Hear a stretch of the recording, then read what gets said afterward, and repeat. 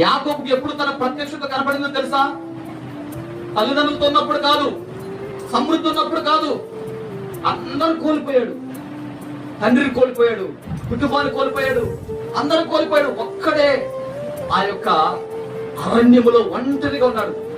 ఆ అరణ్యములో ఒంటరిగా అప్పుడు పరలోకమందు ఆకాశానికి భూమికి నిచ్చెన వేయబట్టము, దేవదూతలు ఎప్పుడూ దిగుటము చూశాడు.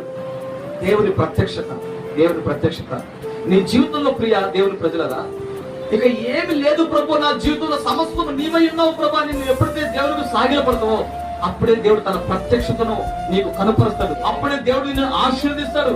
అప్పుడే దేవుడు నిన్ను దీవిస్తాడు. అప్పుడే నీ కుటుంబానికి క్షేమం ఇస్తాడు. అప్పుడే నీ పరిస్థితులు ఏమేమైతే నిన్ను కృంగదీస్తున్నాయో వాటన్నిటిని దేవుడు తప్పించి నిన్ను ఫలభరితముగా దేవుడు చేస్తాడు.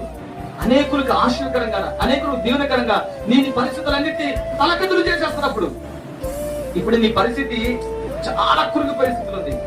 కానీ దేవుడు తన ప్రత్యక్షత నీకు కనపరిచిన తర్వాత, అయ్యా ఏమి లేదయ్యా, అంత శూన్యమే ప్రభువా, అంత శూన్యమే ప్రభువా అన్నప్పుడే దేవుడు నిన్ను ఆశీర్వదించడానికి మొదలు పెట్టాడు.